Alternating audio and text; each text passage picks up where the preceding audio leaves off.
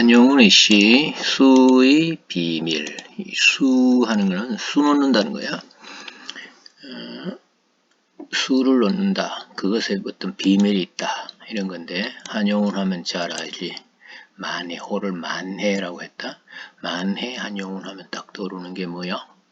님의 침묵. 님의 침묵이라는 시. 1926년에 발표되는 시집인데 님의 침묵. 또 한용운 하면 떠오르는 건 뭐야? 3.1 독립운동 독립선언서에서 독립선언서를 낭독하신 분이 이제 이 공약 3장을 만드셨다고 하고, 이분은 직업이 뭐야? 스님이셨어. 스님이야. 그리고 3.1 그 독립선언서의 불교계 대표로 나오신 분이었지.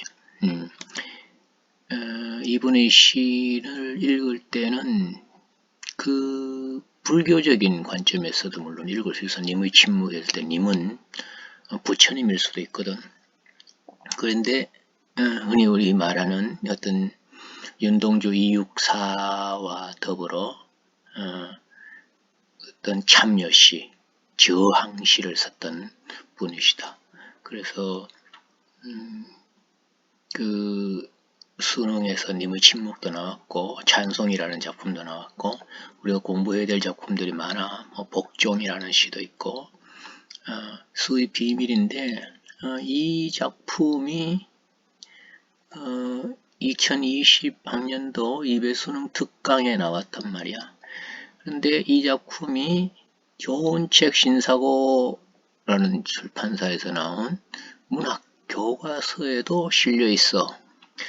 그러면 수능에 나올 가능성은 조금 떨어진다고 봐야 한다. 왜냐하면 그 교재로 공부한 학생에게 유리할 수도 있을 테니까. 그건 뭐 모르지 뭐 안 나온다고 할 수는 없는 거야. 어쨌거나 그 가능성은 좀 떨어진다고 보면 되겠고, 일단은 수를 놓는다. 수를 놓는다고 했잖아. 누가 놓는데 수를? 수는 주로 여자들이 놓는 거잖아. 그러니 여기서 나라고 하는 이 시에서 나오는 나 1인칭 드러난 화자 나는 뭐다? 뭐라고 다룰 수 있을까? 여성 화자라고 다룰 수 있는 거야. 그 한용운 선생의 시에서는 그렇게 여성으로 설정에는 물론 김소월의 시에도 많지만 나가 여성처럼 느끼고, 여기서는 아주 구체적으로 나가 수를 놓는 사람이라는 의미에서는 여성이라고 일단 이야기를 할 수 있겠다. 한용운이 여성은 아니잖아. 그 여성으로 이렇게 설정을 하는 것이지. 그렇게 함으로써 이 수를 놓는다는 일을 뭐랄까 어떤 상징적인 행위로 바꿔놓을 수가 있게 되는 거야. 자, 보자. 나는 당신의 옷을 다시 지어 놓았습니다. 라고 해서 나는 당신의 옷을 다시 지어 놓았습니다. 이야기하네? 말하자는 높임말을 썼다는 것은 바로 그런 것이잖아. 어떤 격식체, 아주 높임말을 씀으로써 문장마다 스스로를 그렇게 설정함으로써 아주 운율 효과를 얻기도 하면서, 한편으로는 여기 당신, 시적 청자가 되겠는데, 이 당신이 바로 높임의 대상이고, 이 높임의 대상에 대한 어떤 존경이나 존중의 태도, 또는 공경과 정성의 태도, 이런 것을 잘 표현할 수 있게 만들어주는 것이야. 좋았습니다. 나는 당신의 옷을, 당신, 곧 뭐야? 여기서 우리 한용운의 시에서 흔히 나타나듯이 당신을, 그냥 당신의 옷을 지어놨으니까 임의 옷이다. 이렇게 할 수도 있고, 조국, 혹은 이상, 혹은 불도, 진리 등등 여러 가지 의미로 우리는 상징적인 의미를 한번 생각해 볼 수도 있겠다. 당신의 옷을 지어놨다. 옷이라는 것은 뭐야? 당신을 위해서 지어놓은 것이니까 어떤 사랑을 드러내는 방식으로서, 사랑을 구체화하는 방식으로서 옷을 짓는다고 한 거예요. 옷을 지어서 임에게 보낸다. 어디서 봤지? 사미인곡에서 봤네. 사미인곡에서 옷을 지어서 임에게 보낸다. 뭐 수품도 갖추어져 있고 제도도 갖추어져 있다 하면서 나왔던 기억나나 모르겠어. 그 사미인곡에 나왔던 그 옷을 짓는 행위하고 연관이 되어 있네. 이걸 다시 짓는다 해서 다시 짓는다. 반복적인 행위잖아. 다시 지었다는 이야기는. 그리고 전에도 지은 적이 있었다라는 말이겠지. 그러면 전에도 지었다. 그 전에는 임과 당신과 함께 있었을 수도 있었겠다. 그지? 왜냐하면 이미 없는 상태에서 지금 짓는 거거든. 그럼 그때는 당신이 이미 있었을 때란 말이야. 그런데 지금 이미 없지만 내가 다시 짓는다. 지어 놓았습니다. 라고 이야기를 하는 거야. 다시 지어 놓았습니다. 자, 심의도 짓고 도포도 짓고 자리옷도 지었습니다. 뭐도 짓고 뭐도 짓고 뭐도 지었대.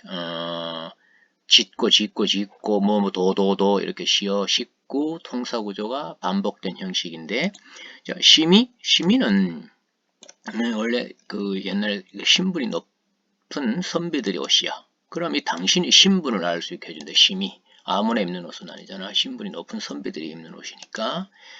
그래서 당신은 신분이 높은 사람이었다. 당신이 신분을 알 수 있는 말이고, 도포도 마찬가지잖아. 도포도 일반인들이 입는 옷은 아니지. 그리고 자리옷은 잠옷이야. 자리옷은 잠옷. 그리고 자리옷까지 지었다는 이야기는 뭔가? 어쩌면 나와 당신은 잠자리도 함께 할 수 있는 존재라는 생각을 해볼 수도 있지 않겠어? 왜냐하면 자리옷을 짓는다. 자리옷을 짓는다. 그렇지? 당신을 남자라고 보고 나를 여자라고 봤을 때, 물론 뭐 나무의 옷도 지을 수 있지만은 여기서 그만큼 뭘까 친밀한 관계였다라는 것을 우리가 한번 짐작을 해볼 수도 있겠다. 그러니까 나와 당신은 아주 친밀한 관계였다. 그런데 말이야. 그런데 짓지 아니한 것은 뭐뭐 짓도 했어. 심의도 짓고 도포도 짓고 자리옷도 지었댔죠. 그런데 안 지은 것이 있대. 짓지 아니한 것. 아직도 옷을 완성하지 않는 것, 미완으로 남겨둔 것이 있는데 그거 뭐냐면 적은 주머니에 수놓는 것뿐입니다. 자, 물론 작은이라는 말을 잘못 쓴 것이겠네. 적은 주머니에 원문 아마 적은이라고 되어 있을 거야. 적은 주머니에다가 수를 넣는 거야. 예쁘게 수 놓는 것. 이 수를 넣는 행위 이건 뭔데? 사랑의 실천 그리고 사랑을 완성하는 어떤 화자의 태도라고 보면 되겠네. 그런데 그것을 끝내지 않았다는 거야. 남겨놨다는 거지. 뭐만? 주머니에 수 놓는 것만. 왜 그랬을까? 독자에게 어떤 호기심을 유발할 수 있는 말일 수도 있겠대. 남겨놨대. 당신 옷을 다 지었는데 주머니에 수 놓는 것만 지금 안 했대. 사랑을 완성하는 그 마지막 행위만 지금 남겨놓은 거야. 옷의 완성을 의도적으로 지금 지연시키는 거지. 자, 뒤에 이어질 내용은 뭘까? 그 이유가 뭘까? 제목이 뭐였어? 수의 비밀이었거든. 수의 비밀이 드러나겠구나. 이렇게 우리가 어떤 호기심으로 이어지는 내용을 볼 수 있겠다. 그 주머니는 뭔데? 그 작은 주머니는 나의 손때가 많이 묻었습니다. 손때가 많이 묻었대. 손때가 묻는 것은 뭔데? 여러 번 그 주머니를 만졌다는 것이잖아. 그렇지? 수 놓는 일이 여러 번 반복됐다는 거야. 그 수 놓는 일을 우리가 사랑을 실천하고 완성하는 행위라고 했으면 그런 여러 번의 어떤 시도는 있었다는 것이지.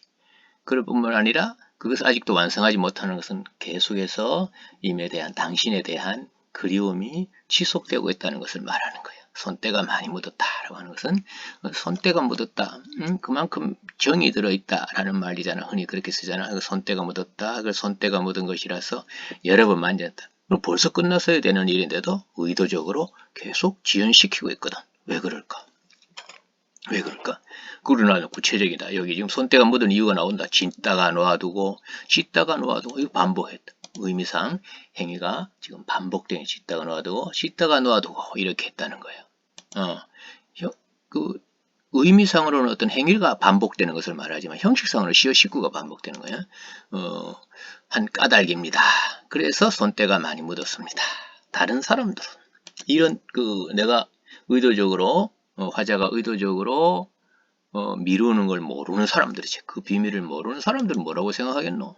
나의 바느질 솜씨가 없는 줄로 알지. 그렇게 오해할 거라는 거예요. 내가 바느질 솜씨가 없어서 그런 줄로 오해를 할 거다. 그렇다는 이야기는 뭔데? 내가 임에 대한 사랑의 행위를 의도적으로 감추고 있는 것이라고도 할 수 있겠네. 이걸 만약에 또 무슨 독립운동이라고 얘기한다면 독립운동? 일제강점기라고 하죠. 일제강점기에 그 일제에 저항하는 행위를 드러내놓고 할 수는 없으니까. 못하는 것처럼 이렇게 굴고 있는데 그거 모르는 사람들은 내가 일제에 저항하는 행위를 하는지 안 하는지 모르는 거지. 그래서 오해하는 거야. 응? 그런 줄로 알지만은 그래서 그러한 비밀은 어떤 비밀이란 말이야? 그러한 비밀은 그런 비밀은 아직까지 어떤 비밀인지 몰라. 그죠? 응? 왜 그렇게 하는지에 대한 비밀이잖아. 그래서 수의 비밀이거든. 나밖에는 아는 사람이 없으면 나만 안다. 나만 안다. 그 뒤에 이제 구체적으로 그런 내용이 나올 거라는 것을 우리는 짐작할 수 있다. 근데 비밀은 나밖에 모른다. 비밀이니까 그럴 수도 있겠지, 그지?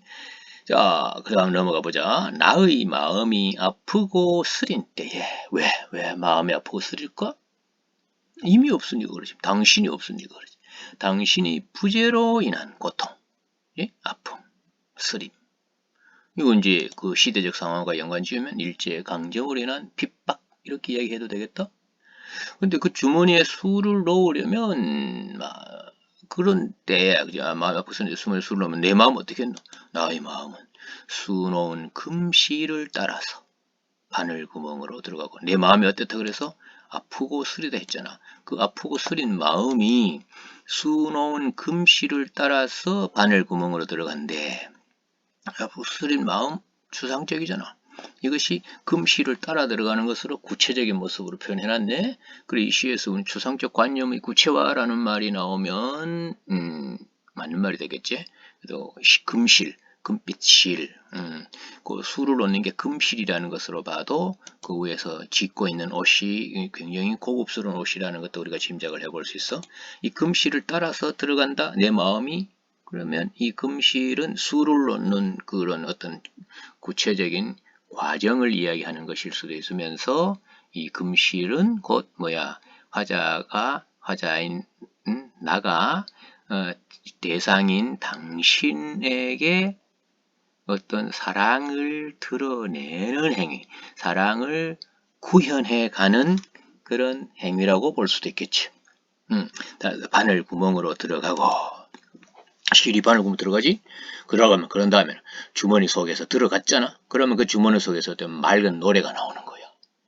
그러면 나의 마음은 아프고 쓰렸는데 그게 술을 넣는 과정 속에서 어떻게 돼? 맑은 노래로 바뀌게 되는 거야. 그렇게 맑은 노래가 나와서 그게 맑은 노래는 곧 나의 마음이 된다는 거예요. 그럼 어떻게 됐을까? 맑은 노래는 어떤 것일까? 아프고 쓰린 마음이 어떤 다른 모습으로 바뀌었는 것이잖아. 그런 맑은 노래는. 그치? 그래서 이미 부재하는 어떤 현실보다는 임을 사랑하는 마음에 주목하는. 그럼으로써 어떻게 돼? 화자는 위안을 받는 거지. 임의 사랑을 느끼면서 위안을 받고 마음을 정화하는 것이 되는 거야. 그럼 이 맑은 노래, 이게 거기 김소월의 님의 노래라는 시에서도 이 맑은 노래라는 구절이 나왔었지. 이것은 대상에 대한 화자의 사랑 이런 것을 말한다면 화자의 사랑 혹은 어떤 진리에 대한 깨달음, 위안과 정화를 하는 화자에게 위안을 주고 마음을 정화시키는 어떤 기능을 하는 것 또는 임을 기다리는 화자의 마음 또 화자가 처한 부정적 현실을 견뎌내는 힘 이런 것을 의미한다고 할 수 있겠네. 자, 그럼 나는 이제 그 수를 놓음으로써 그게 비밀인 거야, 그지? 그게 비밀이야. 그리고 아직 이 세상에는 화자가 처해 있는 세상, 당신이 부재하는 공간이야. 내가 지은 옷을 입을 당신이 아직 없는 거야. 그래서 화자의 마음을 아프고 쓰리게 하는 공간이지. 이 세상에는 그 주머니에 넣을 만한 무슨 보물이 없습니다.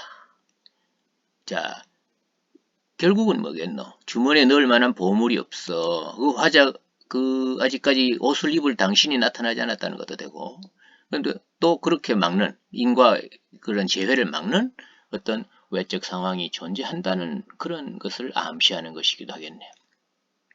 물론, 시대적 상황으로 봤을 때 일제강점이라고 해도 좋겠고, 이 보물이란 것은 결국은 임과의 재회, 혹은 임과 어울리는 뭐 가치 있는 어떤 것, 그러면 이제 조국의 광복 뭐 이런 거라고도 할 수 있겠고, 어떤 종교적 구원이라고도 할 수 있겠고, 그런 게 없게 그런 어떤 외적 상황이 부정적이라는 것을 짐작할 수 있네. 이 적은 주머니는, 자, 이 적은 주머니는 짓기 싫어서 짓지 못하는 것이 아니라, 원래는 짓기 싫으면 안 짓는 거지. 짓기 싫어서 짓지 못하는 것이 아니라 뭐라? 짓고 싶어서 다 짓지 않는 것입니다. 이미 옷을 완성하지 않음으로써 끊임없이 임에 대한 생각을 하게 된다는 것일 수도 있겠네요. 임에 대한 사랑을 이어간다는. 그치?